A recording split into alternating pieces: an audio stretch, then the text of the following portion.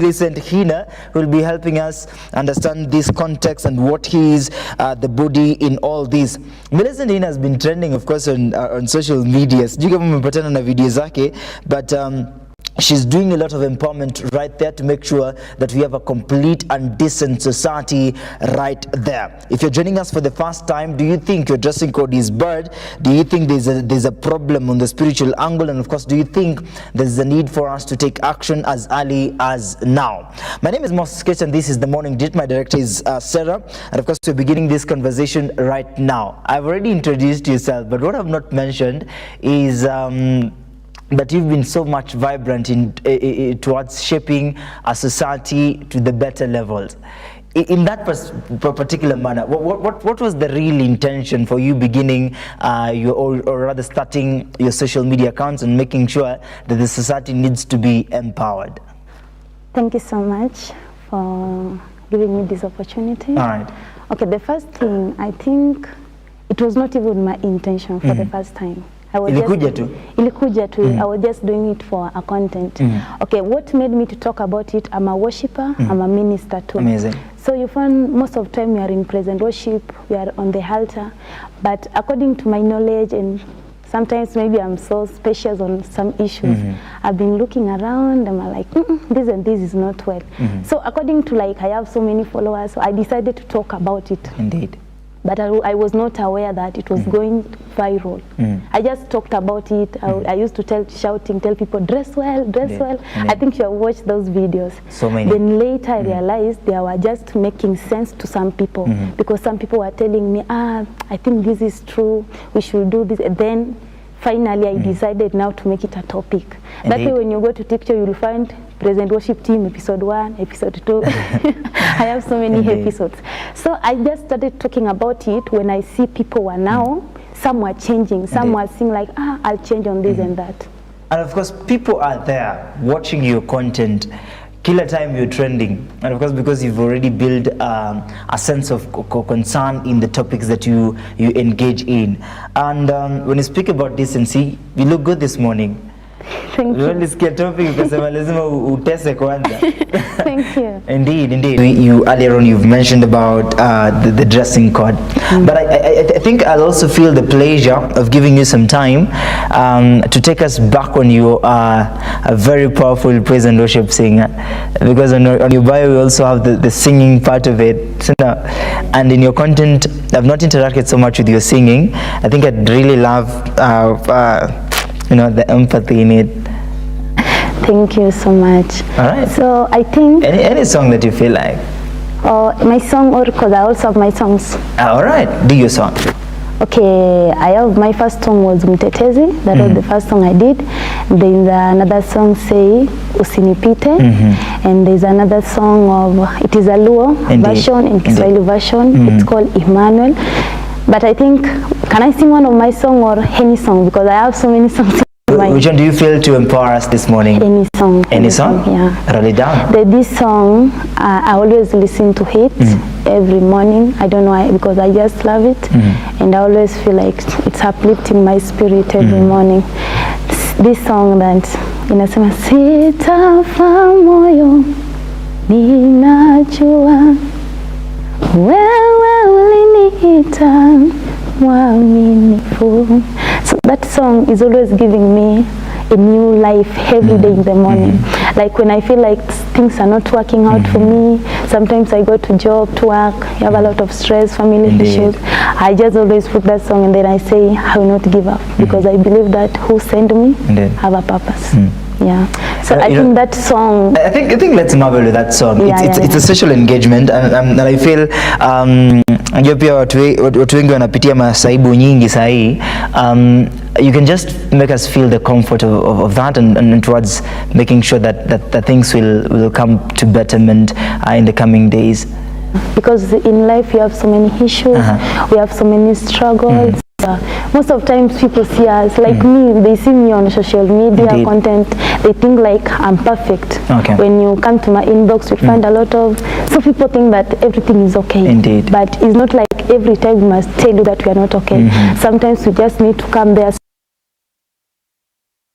What I can say, believe in God. Kabisa. That's all I've been making me go through everything. I always trust God, because last time there's a video I made and I told that if we can trust God the same way we trust, I'm working on a restaurant, in a restaurant right now, but I always say if we can trust God with the limit that we used to trust the restaurant, then you can go far. Why am I even saying that? You can wake up in the morning, you freshen up, you do your clothes, everything, then you just, if you have a car, you drive to, you're saying I'm going to a certain restaurant to have some breakfast. You don't know the chef over there, you don't know the waitress, you don't know the waiter, you don't know the owner of the hotel, you don't know how this restaurant is working. You're not even sure about the foods inside there, how long are those food took over there. You're not sure anything, but you just go there and you're very comfortable. And we give you the menu, like a waiter, we give you the menu, welcome. You check the menu. The only thing in our, like for our restaurant, we just see pictures. Of everything, like these are roasters, so this is our roaster is looking like. You believe, this is mojito. Then you believe that these are roasters. Are you getting me? You just believe this, then you tell me the waiter or waitress, okay, can I have a roaster and white rice? And you just be comfortable waiting for their roaster. And you believe that a roaster will come and will take it. You are very sure that it will not affect you. You are very sure this food is not being poisoned from the kitchen over there. So I always tell people, if you take life simple the same way people are going to restaurant, they are very comfortable. They are very comfortable. They are patiently waiting, because anytime when you go to big restaurant, we make food by order. Yeah, so when you come, you order this, you wait for it. What about if you give the same effort, patient to God? There are so many things we have been praying over. Some people have been praying for jobs. Some people have been praying for marriage. Some people have been praying for kids. Why can't you just live like you are in the restaurant and you just sit down and listen and wait? Just believe you will be served. That's all I always tell people. That's a good approach. Yeah, just believe I will be served. The same waiter who took the order from you will bring back the order that you just ordered. The same God you have been sending your prayers to will come back with your prayer answers. Why can't you just sit down and relax? So you find sometimes people are going through a lot because they are stressing too much in whatever you cannot do. I always tell people on my content, don't stress. You don't need to stress yourself for things to work. Because if you can order food and you relax, you don't know who is making the food, and you are comfortable. You are on your phone, you are browsing, you are waiting for the food, and you believe food will be ready in 2 minutes or 30 minutes time. Why can't you just take the same time and believe that even when I sit here the whole day, I believe tomorrow God can come over me. So do you preach to your clients? Yeah. Do you preach to your clients as well? I don't preach to them, but most of the time I'm just trying to tell them it is life. And to work with life, you must be comfortable, you must relax, and you need to believe God.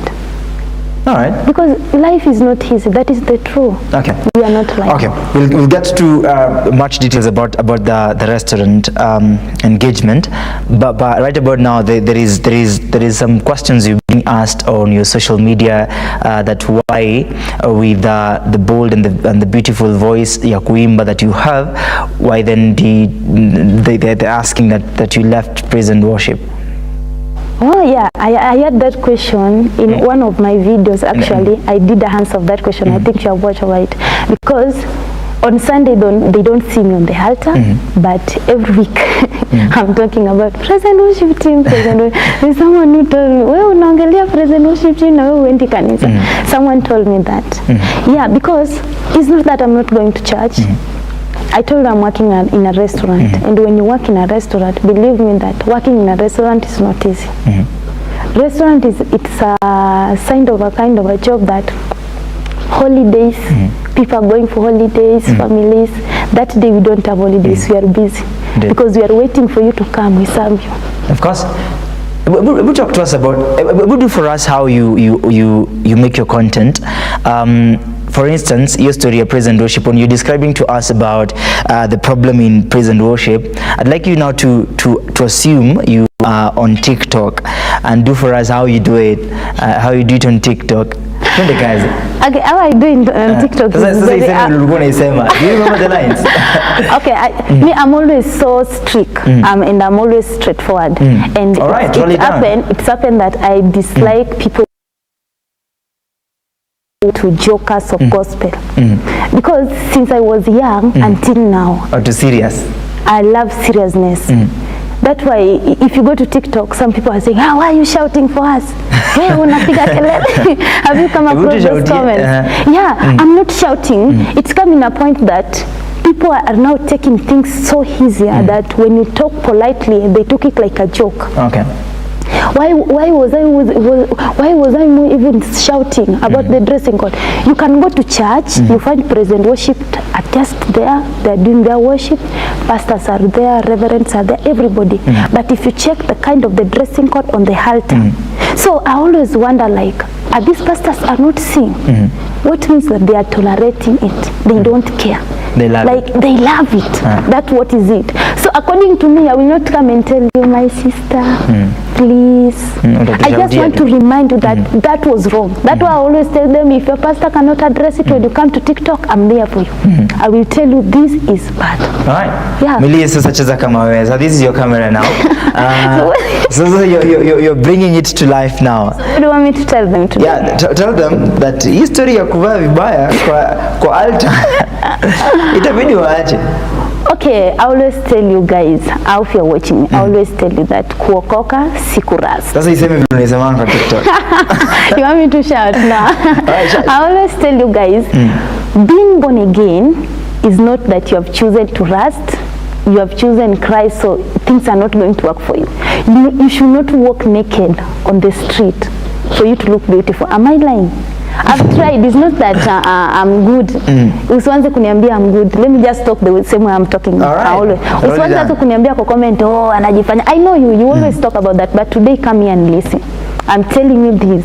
If you're a worshipper, dress well. Dressing well is mandatory. There is no any excuse. If I become your pastor, you must enjoy me because I will be strict toward it. Dressing well is mandatory. Ladies, are we together? Men, last time I talk about kuna wanaume, let me just say, munafinya nguo until we don't breathe. We can't breathe. We are not breathing. We are not breathing. Yani muna worship mbele na mwanaume ameshika mic hivi la inashanga. Amekaza sana. Allah. Alafu anakuambia teremuka, tunateremuka, tunaenda wapi jamani? Men, are you listening to me? Men dress well. Hizo trouser mnafinya sana until we can't breathe. It's like, si eti tunakutaka. Unaona, I always love using Pastor Daniel Mugogo sound. There's a time he said, when you come to church dressed bad, Mungu ana shida. God doesn't have a problem. You can even wake up in the morning, ujavaa nguo and kneel down and tell God, Rakata, Father, I worship you. Mungu ana shida. Mungu atakwambia kanyaga hiyo shetani, kanyaga. But when you come to us naked and you are telling us lift up your hands and tell him your glory, we wonder which glory. Unaona? So unatupea shida. Men, dress well. Dressing well is mandatory. Like you look good. I can't amazing. Thank you. That is amazing. Because mbona mwanaume ukuje ufinye nguo hadi kitu yako imefura mbele hivi, imefura. What are you trying to tell us in the service? That you are so big, eh? Should we worship him? Hey, this man. So men dress well. If you are born again and you know you want the Christ, dress well. The same to ladies. Some ladies have nice bobs. It is true, Cindy. But you should not put them. Now you are worshiping, they are high. And when you lift your hands, it's not nice. It's not nice. And this is the kind of thing that pastors are tolerating in the church nowadays. You go to church, a girl is just okay, but the kind of slit akonayo kwa madhabahu unashinda kai. Slit from ear to ear. Na kwa altar. And believe me that those ladies and those men, they are so gifted.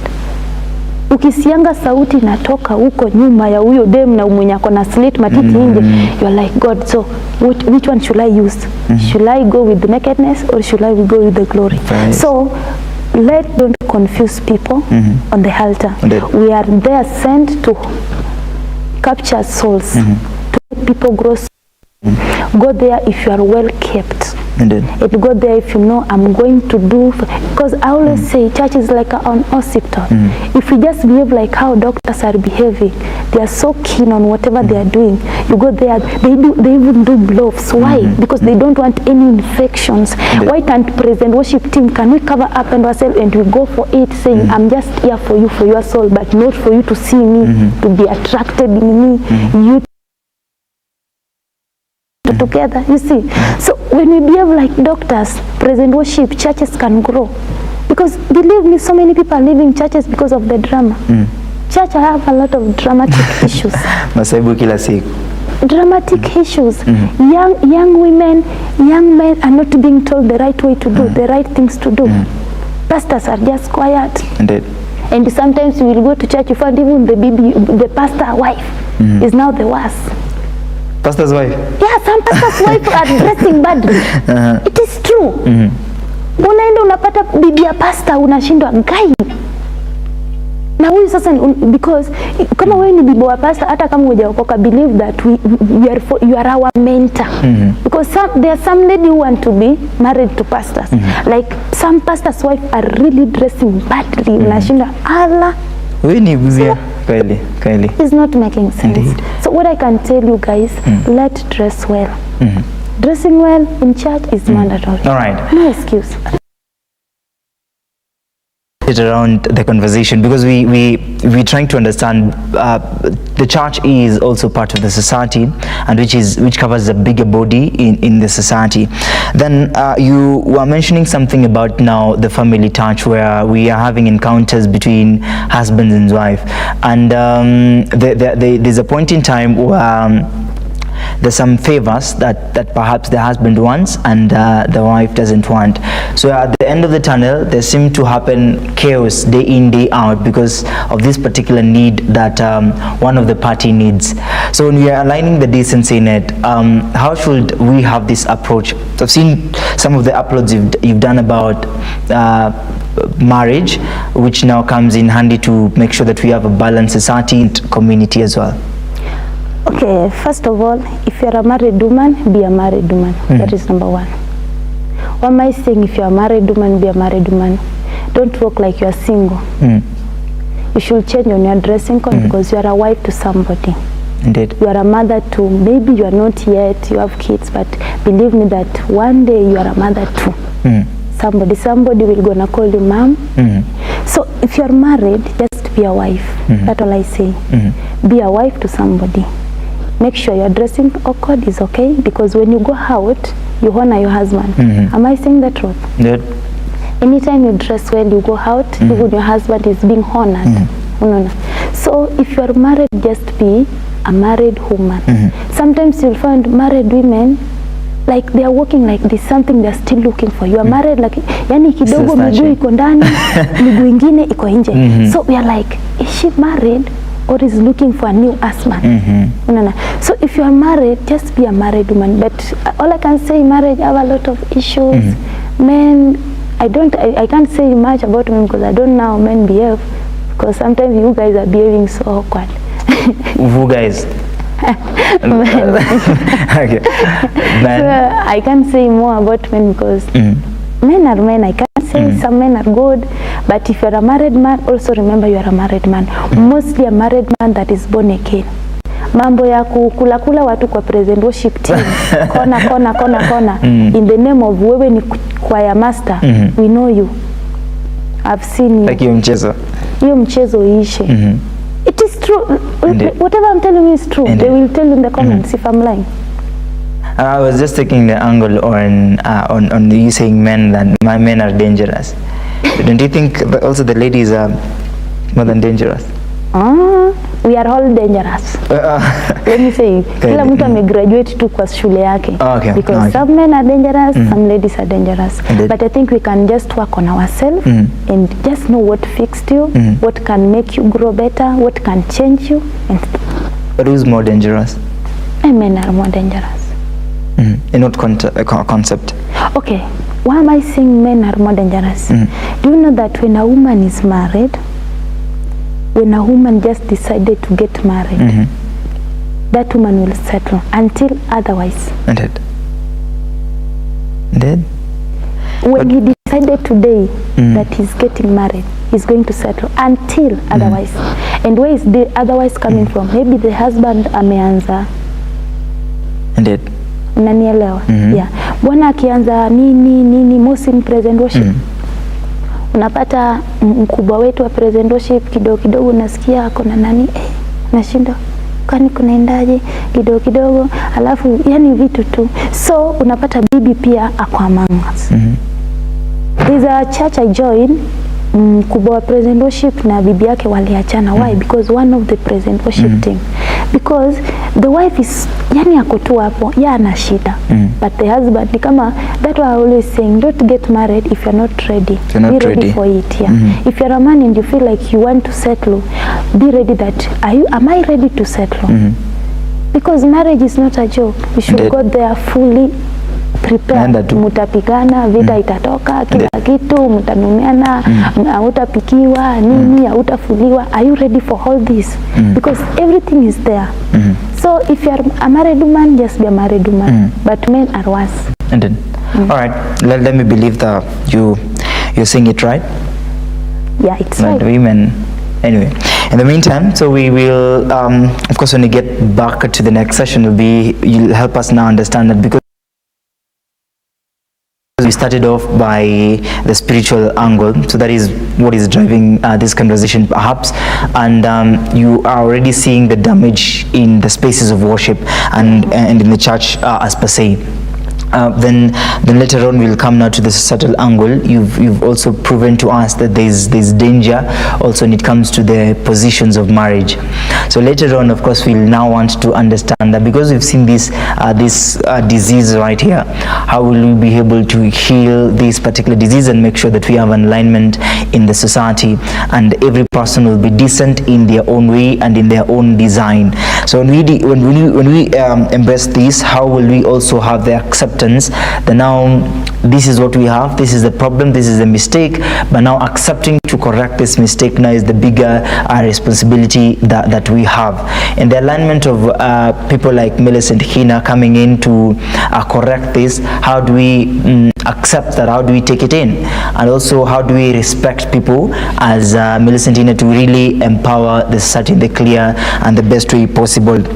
Ladies and gentlemen, of course, we I kept quiet because I wanted to understand this perception on the danger at the heart of the church, and also to embrace that there is a thing that we need to make sure we have a positive environment when it comes now to the decency innate.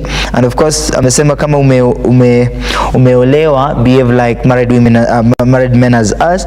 So that means you have a proper way to channel that particular decency in the best way possible. I believe I'm talking to someone out there, and you'll be getting in a conversation right now to really understand how we can incorporate and make sure that we have a stable ground towards elevating the societal decency. So we will be having social harmony, trust and cooperation, and positive environment, and of course personal well-being, to make sure we are on safer ground.